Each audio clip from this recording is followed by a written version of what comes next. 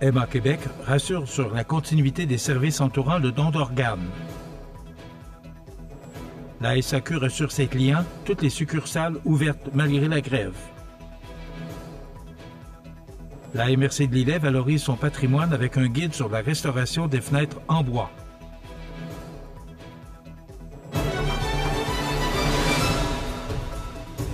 Vendredi 7 novembre 2025. Bonjour mesdames et messieurs et bienvenue à votre bulletin d'actualité sur le réseau de télévision CMA TV. Dans la foulée du dépôt, le 5 novembre dernier, d'un projet de loi sur l'efficacité de l'État, Emma Québec tient à rassurer la population quant à la continuité des services entourant le don et la transplantation d'organes. En effet, ce projet de loi prévoit notamment le transfert de la responsabilité des processus de don et de transplantation d'organes de Transplant Québec vers Emma Québec. L'organisation affirme que sa priorité absolue demeure le maintien intégral et inconditionnel de ses services avant, pendant et après la transition. Emma Québec souligne que cette intégration reposera sur une collaboration étroite avec le personnel de Transplant Québec, dont l'expertise est jugée essentielle à la réussite du processus.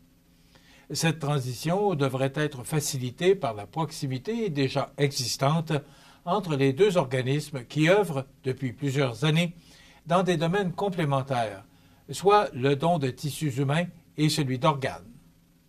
Ensemble, appuyés par leurs partenaires du réseau de la santé, ils disposent de tous les outils nécessaires pour assurer une transition harmonieuse au bénéfice des patients, des donneurs et de leurs familles.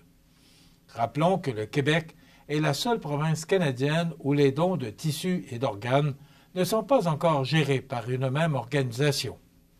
Emma Québec, dont la mission dépasse largement le don de sang, gère déjà plusieurs volets essentiels liés aux produits biologiques d'origine humaine. Depuis 2001, elle supervise la gestion du don de tissus humains et, depuis décembre 2024, elle agit comme distributeur unique de ces tissus. L'organisation administre également la banque de sang de Cordon, le registre des donneurs de cellules souches ainsi que la banque publique de lait maternel. En 2024-2025, Emma Québec a distribué près de 7700 tissus humains aux hôpitaux de la province, répartis en 5 catégories, dont des tissus oculaires, valves cardiaques, tissus artériels cutanés et musculo-squelettiques. Comptant près de 2000 employés et plus de 200 000 donneurs, Emma Québec livre annuellement quelques 800 000 produits biologiques d'origine humaine aux établissements de santé québécois, répondant ainsi efficacement aux besoins de la population malade et de tout le réseau hospitalier du Québec. Malgré la grève déclenchée par son personnel technique et professionnel, la Société des alcools du Québec, SAQ, assure que toutes ses succursales demeurent ouvertes et prêtes à accueillir la clientèle partout dans la province. Le site transactionnel saq.com fonctionne également sans interruption, permettant aux consommateurs de poursuivre leurs achats en ligne normalement. Un plan de contingence a été rapidement mis en place afin de garantir la poursuite des activités et de minimiser les perturbations. La Société d'État s'engage à informer rapidement sa clientèle et ses partenaires en cas d'imprévu. La grève, qui s'étend du 6 au 12 novembre inclusivement, a été déclenchée par le syndicat du personnel technique et professionnel, lequel regroupe les employés œuvrant dans les domaines des finances, du marketing et des technologies de l'information. À noter que le mouvement de grève ne touche pas le personnel des succursales ni celui des entrepôts, ce qui permet à la SAQ de maintenir ses services au public. Les négociations se poursuivent activement entre les représentants syndicaux et la direction, cette dernière affirmant vouloir parvenir à une entente satisfaisante dans les plus brefs délais. Fondée en 1921, la SAQ importe, distribue et commercialise une vaste sélection de vins, bières et spiritueux à travers son réseau de 405 succursales et 428 agences. Grâce à ses quelques 7000 employés, elle propose aux Québécois près de 40 000 produits provenant de 77 pays. En 2024-2025, l'entreprise a versé plus de 2,1 milliards de dollars au Trésor québécois et soutenu environ 250 organismes et événements à travers la province. La MRC de Lillet valorise son patrimoine avec un guide sur la restauration des fenêtres en bois. Tous les détails après la pause. Le restaurant Pizzeria Porto Bellissimo, un incontournable à Saint-Jean-Port-Joli. Pizza débordante de garnitures, menus variés et abordables. Délicieux desserts avec des produits de grande qualité des gâteries de l'Ami. Porto Bellissimo et les gâteries de l'Ami, route de l'église à Saint-Jean-Port-Joli. Le marché de Noël de Sainte-Apolline de Patton est de retour le dimanche 9 novembre. Artisanat, métiers d'art, produits agroalimentaires, plus de 20 exposants et leurs créations dans une ambiance festive à la salle municipale de 10h à 16h. Entrée gratuite. Ces jours-ci, à votre Légion locale, on fait les choses différemment, avec pour mission de soutenir les vétérans, de s'amuser et d'accueillir tout le monde dans nos rangs. Pas besoin d'être vétéran pour adhérer à la Légion. En tant que membre, vous vous joindrez à des milliers d'autres au service de nos vétérans, nos communautés et notre pays. Et grâce à notre programme Member Perks, vous économiserez des milliers en magasins, au restaurant et sur des produits et services dans tout le pays. Adhérez à la Légion.ca. Vous regardez CEMA TV, le réseau de l'information sur la Côte-du-Sud. La MRC de Lillet franchit une nouvelle étape dans la mise en valeur de son patrimoine bâti avec le lancement officiel de son guide sur la restauration de fenêtres en bois. En effet, cet outil, à la fois pratique, illustré et accessible, vise à accompagner les citoyens désireux de préserver l'authenticité de leurs bâtiments tout en favorisant des pratiques durables et économiques. Réalisé grâce à l'entente de développement culturel entre le gouvernement du Québec et la MRC de Lillet, ce projet s'inscrit dans une démarche plus large de sensibilisation à l'importance du patrimoine architectural local. Le guide propose une méthode claire, étape par étape, permettant aux propriétaires de restaurer eux-mêmes leurs fenêtres anciennes. En privilégiant la réutilisation des matériaux d'origine, il contribue à prolonger la durée de vie des composantes tout en respectant le cachet traditionnel des habitations. Le document met aussi en lumière les avantages d'une telle approche, dont une réduction des coûts comparativement au remplacement complet des fenêtres, une diminution de l'empreinte écologique et la transmission d'un savoir-faire artisanal unique. Il s'agit d'une façon concrète d'allier préservation patrimoniale et développement durable. Le lancement du guide a eu lieu lors d'un atelier pratique tenu au Hub créatif de Saint-Jean-Port-Joli au printemps dernier. Animé par Éloi Gagnon, menuisier d'expérience et fondateur de Menuiserie Authentique, cette activité a permis aux participants de mettre la théorie en pratique. L'engouement observé lors de cet événement témoigne de l'intérêt grandissant des citoyens pour des solutions locales et respectueuses de l'environnement. Les citoyens peuvent se procurer gratuitement une copie papier du guide au bureau de la MRC de Lillet à Saint-Jean-Port-Joli ou le consulter en ligne dans la section Patrimoine du site web de la MRC.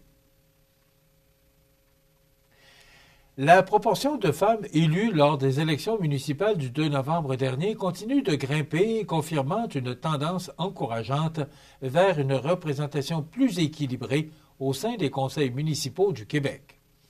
En effet, selon la ministre des Affaires municipales, Geneviève Guilbeault, les résultats préliminaires témoignent d'un véritable pas en avant pour la parité politique dans les instances locales. Les données parlent d'elles-mêmes puisque les femmes occupent désormais 37,9 % des sièges municipaux et 26 % des postes de maire, soit presque le double de ce qu'on observait il y a 20 ans.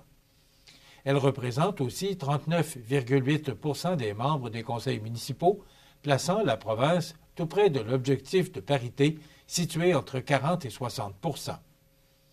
Le taux de participation globale atteint 41,3 %, une hausse notable comparativement au creux historique de 2021 où il s'élevait à 38,7 %.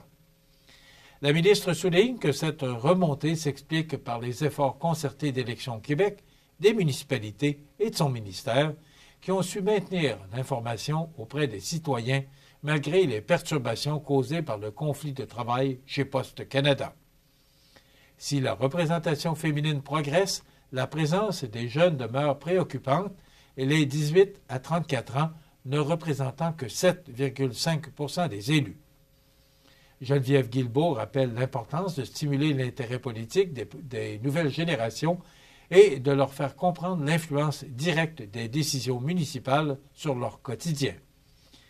Les résultats montrent qu'on avance dans la bonne direction, a-t-elle déclaré, se réjouissant de voir plus de citoyens et surtout de citoyennes choisir de s'impliquer dans la vie démocratique locale. Enfin, les chevaliers de colon du Conseil 54-25 de Sainte-Anne-de-la-Pocatière poursuivent leur tradition de générosité envers les jeunes de la région. En effet, pour une 5e année consécutive, ils ont remis 24 manteaux d'hiver à la Société Saint-Vincent-de-Paul destinés à des garçons et filles du niveau primaire, provenant de familles dans le besoin. Ces manteaux seront distribués à des enfants de Sainte-Anne-de-la-Pocatière et de Rivière-Ouelle, 2 secteurs couverts par le Conseil 54-25. L'objectif de cette initiative est simple, soit celle de permettre aux familles éprouvant des difficultés financières de consacrer leur budget à d'autres besoins essentiels de leurs enfants, tout en leur assurant chaleur et réconfort durant la saison froide. Les citoyens qui souhaitent appuyer ce geste de solidarité peuvent le faire en achetant des billets de la loterie colombienne disponibles auprès des membres de l'Ordre ou lors du marché de Noël prévu les 29 et 30 novembre prochains à la cathédrale de Sainte-Anne-de-la-Pocatière. La campagne des œuvres se poursuivra jusqu'au 10 avril 26, date du grand tirage au cours duquel 15 prix totalisant une valeur de 200 000 $ seront attribués. Un beau rappel que la solidarité et la chaleur humaine ne se mesurent pas qu'en degrés, mais en gestes concrets qui réchauffent les cœurs.